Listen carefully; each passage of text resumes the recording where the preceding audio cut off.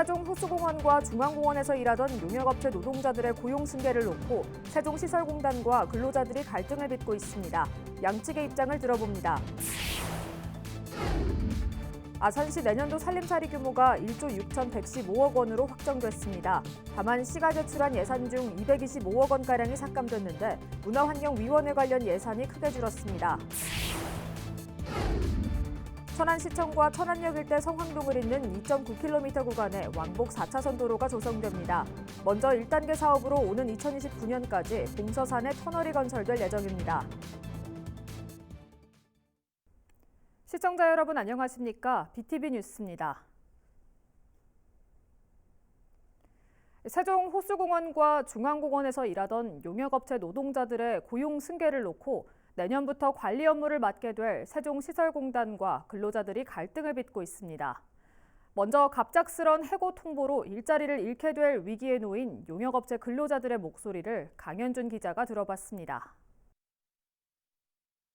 세종호수공원 노동자들의 생존권을 보장하라! 세종시청 앞 한순간에 일자리를 잃게 된 공원 관리 노동자들이 거리로 나왔습니다. 살을 애는 듯한 추위에도 보름 가까이 집회를 이어가고 있는 용역업체 근로자 최수연 씨. 올 연말을 끝으로 갑작스레 일자리 해고 통보를 받았고 이에 생존권 싸움에 놓인 채 길거리로 내몰린 겁니다. 세종호수공원 노동자들이 절실함이 있는 것 같습니다. 가족도 있고 배우자도 있고 자녀들이 있는 이 와중에 일터를 잃어버린다면 생존권을 지금 어려움이 있는 거라고 생각됩니다. 갈등은 세종시가 호수공원과 중앙공원의 운영 관리권을 내년부터 시공원관리사업소에서 시설관리공단으로 넘기기로 하면서 시작됐습니다. 이들은 지난 6월 사측에서 근로자 고용 승계를 약속했으나 최근 상황이 달라졌다고 주장합니다. 지난 1일 갑작스레 고용 계약 종료 시점이 올해 말까지라며 일방적으로 해고를 통보해왔다는 겁니다. 이런 현실에 일자리를 잃을 위기에 놓인 근로자들은 공단의 직접 고용이 아니더라도 관련 일자리를 보장받는 최소한의 고용을 요구하며 집회를 이어가고 있습니다. 지난 6월 8일에 약속을 해서 3자 대면에서 약속했었던 고용 승계를 하겠다라는 약속을 이행해 달라고 지금 투쟁을 벌이고 있습니다. 호수공원에서 다시 업무를 할 수 있으면 제일 좋겠지만 그게 불가능하다면 다른 지역에서 다른 일이라도 세종시에서 맡겨준다면 이들은 고용 승계가 받아들여질 때까지 집회 등을 통한 투쟁을 계속 이어나간다는 계획입니다. BTV 뉴스 강현준입니다. 이처럼 고용 승계를 비롯한 최소한의 생존권 보장을 요구하는 근로자들의 목소리에 세종시설관리공단은 어떤 입장일까요? 기본적으로는 전면 고용 전환은 어렵다는 입장인데 일부 관리직에 대해서는 6개월 근로 연장안도 제시하고 있습니다. 시설공단의 입장은 김우순 기자가 들어봤습니다. 내년 1월부터 세종호수공원과 중앙공원에 대한 관리 업무를 이관받게 되는 세종시설관리공단. 공단은 현재 용역을 통한 간접 관리에서 앞으로는 직접 관리로 운영 방식을 바꾼다는 계획입니다.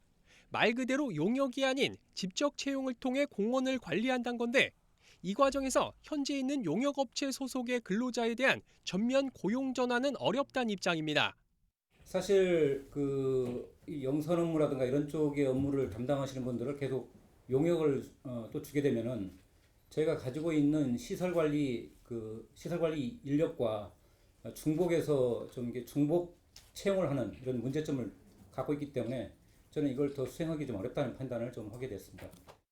이에 따라 현재 공원 관리 인력 36명 가운데 앞으로도 용역을 통해 계속 고용을 유지하게 될 환경미화 직원 14명을 제외한 22명은 일자리를 잃을 위기에 처했습니다. 다만 공원 수리 등의 업무를 담당하는 영선 인력 11명에 대해선 최대 6개월의 근로 연장안을 제시했다고 밝혔습니다. 그 기존 인력들을 그냥 그대로 다 수용을 해서 대략 한 22명 정도 될 것 같은데 22명을 다 수용을 해서 채용을 하라고 하면은 저는 이 조직이 대단히 좀 문제가 생기는 조직이 되는 거고. 또 지난 6월 있었던 회의에서 고용 승계를 약속했다는 용역 근로자들의 주장에 대해선 무조건적인 고용 승계 개념이 아닌 직원 채용 과정에서 가점을 부여한다는 등의 내용이었다며 선을 그었습니다. 다만 공단과 노동자 간의 입장차가 워낙 큰 상황이어서 뾰족한 해법 찾기가 쉽지만은 않아 보입니다. BTV 뉴스 김우순입니다. 충청남도와 삼성전자, 현대자동차 등 대기업 14곳이 일회용품 줄이기 업무 협약을 맺었습니다. 이번 협약에 따라 각 기업들은 구내 매점과 식당, 커피 전문점 등에서 일회용품 대신 다회용기 사용을 활성화할 예정입니다. 충남의 일회용품 줄이기 캠페인에는 도교육청과 도경찰청, 도의회, 도직속기관, 15개 시군 등이 동참하고 있습니다. 경찰병원 예타 면제를 위한 경찰복지법 개정안 심사를 촉구하는 기자회견이 국회 소통관에서 열렸습니다. 박경기 아산시장을 비롯해 이명수 국회의원과 강훈식 국회의원, 그리고 경찰병원 건립 범시민추진위원회는 개정안이 지난달 23일 국회 행안위를 통과했지만 법사위에 상정도 되지 못한 채 계류되고 있다며 이는 지역 공공의료에 대한 무관심이라고 비판했습니다. 그러면서 경찰병원 분원은 단순한 지역 국한 사업이 아니라 경찰 공무원과 의료진, 충청도민 모두의 의료 복지 증진과 재난감염 의료 대응 시스템 완성을 위한 매우 중요하고 시급한 사업이라고 강조하며 법사위의 조속한 처리를 촉구했습니다. 한편 국립경찰병원 분원은 아산 초사동 일원에 23개 진료과를 갖춘 상급 종합병원으로 550병상 규모로 건립될 예정입니다. 아산시의 내년도 예산안이 최종 확정됐습니다. 시의회는 집행부가 제출한 예산안에서 225억 원가량을 삭감했는데 박경기 아산시장의 공약 사업도 상당수 포함됐습니다. 삭감된 예산은 예비비로 증액 편성됩니다. 보도에 김장섭 기자입니다. 아산시의 내년도 살림살이 규모가 1조 6,115억 원으로 확정됐습니다. 전년보다 1,104억 원 증가한 규모입니다. 다만 시의회는 제출된 예산 중 225억 원가량을 삭감하고 예비비로 증액하는 것으로 의결했습니다. 상임위별 삭감 규모는 문화환경위원회가 134억여 원으로 전체 60% 가까이를 차지하며 가장 컸고 기획행정위원회와 건설도시위원회가 그 뒤를 이었습니다. 주요 삭감 내용을 보면 예술의 전당 건립을 위한 문화예술기금 100억 원 중 70억 원이 삭감됐고 백인 백색전 국제 비엔날레를 비롯해 이순신 테마 공연과 온천치유센터 사업비 등이 전액 삭감됐습니다. 이민청 유치와 관련해 외국인 지원 사업으로 추진하겠다고 박경기 아산시장이 밝힌 상호문화도시 지정 예산도 전액 삭감됐으며 백이종군로 통곡의집 부지와 공공승마장 부지 매입비도 의회의 문턱을 넘지 못했습니다. 의회는 불효불급한 예산을 자제하고 주민복지와 미래발전을 위한 사업을 최우선으로 고려했다고 밝혔습니다. 불효불급한 경상경비를 우선 감액하고 의무경비와 지역경제회복 및 지역사회 안정망 강화, 생활 SOC 등 지역 인프라 투자 확대를 위하여 연내 집행 가능한 사업으로 예산안을 심사하였습니다. 시는 삭감된 사업을 다시 검토한 뒤 필요하다고 판단되면 내년 5월에 추경 편성을 추진할 예정이지만 불확실한 예산 확보에 일부 사업의 조정은 불가피해졌습니다. BTV 뉴스 김장섭입니다. 천안시가 오는 27일까지 시청 로비에서 만화로 보는 시니어 전성시대 전시회를 엽니다. 이번 전시회는 대전 MBC와 한국만화가 협동조합이 함께 마련했으며 지역의 청년 작가들이 어르신들의 인생 경험과 특별한 순간을 웹툰으로 담아냈습니다. 전시에서는 천안시 노인종합복지관 이용자들이 만든 공예 작품도 함께 선보였습니다. 천안시청과 천안역 일대 성황동을 잇는 2.9km 구간에 왕복 4차선 도로가 조성됩니다. 먼저 1단계 사업으로 오는 2029년까지 봉서산에 터널이 건설되는데 이 터널이 개통하면 불당대로의 상습 정체가 크게 해소될 전망입니다. 손용환 기자의 보도입니다. 천안시 불당동 일원입니다. 인근의 아산 탕정 2지구 도시개발 사업이 추진되면서 천안시로 유입되는 차량이 증가해 극심한 교통체증이 우려됩니다. 천안시가 LH와 협약을 맺고 후속 대책으로 연계 교통체계를 구축합니다. 먼저 1단계 사업으로는 시청과 쌍용동을 가로막고 있는 봉서산에 오는 2029년까지 880m 구간의 터널이 건설됩니다. 시청 앞 도로에서 서부대로를 직선으로 연결해 거리를 2km 이상 단축시킬 계획입니다. 아산 탕정 2지구 도시개발구역 내에서 발생되는 교통량이 천안시로 유입되는 게 저희들이 검토했을 때 한 70% 정도가 유입되는 걸로 이게 검토가 됐고, 터널로 해서 직선화해서 불당대로에서부터 서부대로까지 연결이 되니까 아마 한 2.5km 정도는 단축시킬 수 있는 사업 효과가 있을 겁니다. 2단계 사업은 5단지 앞 도로를 비롯해 성황동에서 시청까지 총 연장 2.9km를 왕복 4차선으로 확장하고 경부선 철도를 횡단하는 과성교도 추진됩니다. 총 사업비 2,128억 원은 천안시와 LH가 함께 부담하게 됩니다. 2029년까지 불당대로에서부터 서부대로까지 거기 구간을 1단계로 하고 서부대로에서부터 천안대로까지 그걸 2단계 사업으로 추진할 계획입니다.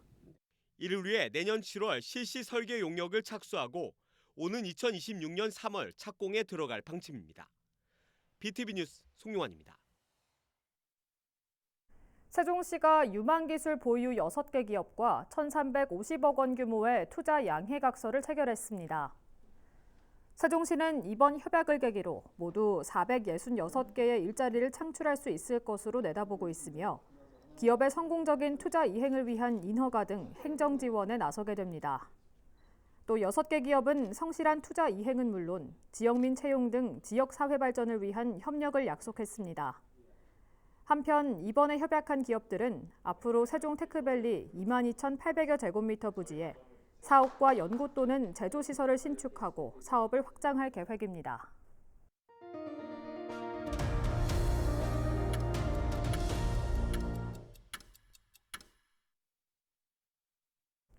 국회 세종의사당 건립이 확정되면서 이제 세종시는 그야말로 실질적인 행정수도로 나아가고 있습니다. 그러나 행정수도만으로는 먹고 사는 문제를 해결할 수는 없겠죠. 이제부터는 자족 기능을 얼마나 확충하느냐가 도시의 성공적인 건설을 좌우할 마지막 퍼즐이 될 전망입니다. 이런 가운데 도시 전문가들이 한자리에 모여 자족 기능 확충을 위한 여러 제언을 했다고 하는데요. 어떤 내용이 나왔는지 김우순 기자가 취재했습니다. 행복도시의 자족성을 높이고 도시 활력 방안을 논의하기 위해 열린 심포지엄. 첫 번째 발제자로 나선 이수기 한양대 도시공학과 교수는 도시의 자족성 확보를 위한 도시 산업 생태계 조성 전략이 무엇보다 중요하다고 강조했습니다. 그러면서 행복도시 사생활권에 계획된 세종 테크밸리와 대학 캠퍼스, 연구시설의 융복합을 통한 도시 발전 방안 마련을 주문했습니다. 행복도시 또 세종시 향후 자족성을 확보하기 위해서는 일자리 정책이 가장 핵심이 될 거고, 그런 의미에서 지금 사생활권의 복합 캠퍼스라든지 공유 대학이라든지 이런 계획들은 앞으로 굉장히 큰 역할을 할 거라고 생각을 하고 있습니다. 또 지금의 행정도시 기능에 더해 앞으로 국회 세종의사당까지 들어설 예정인 만큼 도시 특성을 살린 마이스 산업 발전 계획 수립도 고민할 필요가 있다고 조언했습니다. 좀 넓은 공간에 어떤 마이스 산업을 할 수 있는 학회를 하고 회의를 할 수 있는 그런 공간들이 좀 더 많이 들어와서 많은 사람들이 좀 참여할 수 있으면 좋겠다, 이런 말씀 드리고, 세종시 산업혁신 클러스터 조성을 위한 보다 세부적인 제안도 나왔습니다. 조병설 세종테크노파크 팀장은 세종시를 남과 북 두 축으로 나눠 북쪽은 첨단 소재와 부품 산업을 중심으로 한 스마트 제조 혁신 거점으로, 남쪽은 스마트 시티 등 미래 전략 산업 선도 거점으로 각각 육성할 필요가 있다고 말했습니다. 또 나아가 인접도시가 가진 산업적 특성을 살린 연계 협력 체계도 구축해 나가야 한다고 강조했습니다.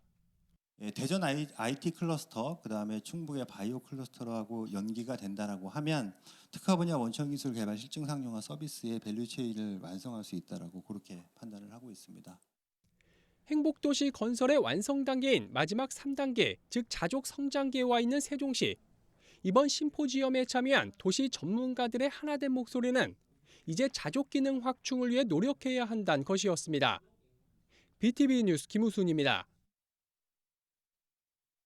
이순열 세종시장이 세종시립대학교 설립 추진을 공개적으로 제안했습니다. 이는 세종 지역 고등학생이 지역 대학을 졸업하고 지역에 있는 기업이나 공공기관에 취업하는 자립형 균형 발전 모델을 구축함으로써 인구 유출을 방지해 지방 소멸을 막는 효과를 기대할 수 있다는 판단 때문입니다. 이와 관련해 이 의장은 지난달 충남도립대를 방문해 김용찬 총장과 면담하면서 성공 사례에 대해 논의한 바 있습니다. 성안 종축장 국가산단 조성과 GTX 신호선 연장은 우리 지역 최대 현안 중 하나인데요. 사업 추진에 열쇠를 쥐고 있는 원희룡 국토교통부 장관이 천안과 아산을 찾았습니다. 원 장관은 지역 현안 사업에 대한 아낌없는 지원을 약속했는데요. 어떤 얘기들이 오갔는지 송용환 기자가 취재했습니다. 천안 성안 종축장입니다. 정부는 올해 3월 종축장 417만 제곱미터에 1조 6천억 원을 투입해 반도체와 미래 모빌리티 등 첨단 국가 산업단지로 조성하겠다고 밝혔습니다. 국토교통부와 충남도, 천안시, LH가 이에 대한 후속 조치로 상생협력 협약을 맺고 사업 추진에 속도를 내기로 했습니다. 원희룡 장관은 이 자리에서 충남을 미래 산업의 핵심 거점으로 만든다는 건 국가 전략이라며 아낌없는 지원을 약속했습니다. 충청권, 특히 충남에서는 차세대 디스플레이 그리고 모빌리티 분야에 아낌없이 지원을 해서 미래 신산업의 핵심 거점으로 만든다라는 게 우리 국가의 전략이기도 하고 대통령님의 국정과제에서 핵심 챙기는 사항이기도 합니다. 김태흠 지사와 박상돈 시장은 종축장 부지 가운데 일부만 산업단지를 조성하고 나머지는 LH가 땅 장사를 하려는 게 아니냐며 우려를 쏟아냈습니다. 공용시설, 공원이라든지 도로 등을 빼면 약 107만 평 정도 남는데 이거는 모두 산단으로 조성을 좀 하게 해달라 요청을 누누이 얘기한 거거든요. 그런데 이거를 다시 여기에 개발 방향을 조속히 결정을 해야 된다. 이렇게 해놓으시면 곤란하다. 지금 참석하지 않은 기재부가 오케이를 해야만 LH도 기체를 할 수 있는 거예요. 그래서 우리끼리 열 올릴 필요는 없다. 다양한 방안을 놓고 우리도 여러 가지 작전들을 좀 짜서 결국은 산을 같이 넘어야 되는 입장이고. GTX 신호선 연장을 비롯한 지역 현안에 대한 건의도 잇따랐습니다. 김 지사는 사업의 조기 추진을 위해 지자체가 일부 예산을 부담하는 건 이해하지만 전체를 부담하는 건 적절치 않다며 향후 국가로 귀속될 때 지자체가 부담한 돈을 돌려주거나 지분을 주는 등의 대안 마련을 촉구했습니다. 평택이나 천안시나 우리 저기 아산에 전체 다 부담을 지운다 하는 것은 좀 적절치 않다. 이건 국비로 뭐 예를 국가하고 지방하고 직접 상의를 하든가 아니면 뭐라든가 이 새로운 안을 내려야지. 원 장관 일행은 천안 타운홀과 아산 온양온천역을 잇따라 방문해 천안역 증개축 진행 상황을 점검하고 GTX C 노선 연장에 대한 건의 사항을 수렴했습니다. BTV 뉴스 송용환입니다. 김태흠 충남도지사가 출입국 이민관리청 충남 유치를 선언한 데 이어 아산시와 천안시도 유치 전에 동참하기로 했습니다. 모두 교통의 요충지인 KTX 천안아산역 일원을 이민청 설립의 최적지로 제시하며 공동 대응에 나섰습니다. 보도에 김장섭 기자입니다. 정부가 신설을 추진하는 출입국 이민관리청 유치를 선언한 충남도. 김태흠 도지사는 지난 11월 기준 도내 외국인 주민 수가 13만 6천 명으로 경기와 서울, 인천에 이어 전국 4위인데다 도민수 대비 외국인 주민 비율이 6.2%로 전국에서 가장 높은 만큼 충남에 설립돼야 한다고 말했습니다. 최적지로는 전국 각지 외국인들은 물론 신설에 따른 이전 대상 공무원들이 접근하기 좋은 KTX 천안아산역 일원을 제시했습니다. 국토의 중심이고 그렇기 때문에 외국인들이 그 접근성이 그래도 줘야 되는데 우리 천안 아산이 접근성적인 그런 측면에서 최적지다 이렇게 저희는 생각을 하고 있고 도의 유치 선언에 아산과 천안도 환영한다며 적극 동참하겠다고 밝혔습니다. 먼저 박경기 아산시장은 아산시의 외국인 주민 비율이 10%로 전국 평균보다 2배 이상 높아 수요가 높을 뿐더러 고속철도로 전국에서 접근이 쉽고 광역복합 환승센터 건립이 추진되고 있다며 최적지임을 강조했습니다. 그러면서 국가균형 발전 측면에서도 천안-아산역 일원에 설립돼야 한다며 앞으로 유치 제안서를 정부에 제출하는 등 도와 천안시와 협력해 유치에 총력을 다할 계획입니다. 앞으로 아산시는 천안시와 함께 충남도의 이런 노력에 적극 동참하겠습니다.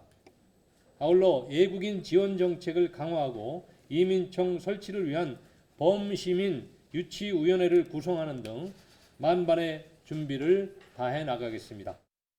천안시 역시 KTX 천안-아산역 1호는 수도권과 비수도권을 연결하는 교통의 요지일 뿐만 아니라 주거와 상업, 교육 등 모든 면에서 천안-아산 발전의 핵심 지역이라며 이민청이 유치될 수 있도록 모든 행정 역량을 집중하겠다고 밝혔습니다. 충남도의 유치 선언에 이어 아산과 천안까지 동참하기로 하면서 본격적인 이민청 충남 유치에 시동이 걸렸습니다. BTV 뉴스 김장섭입니다.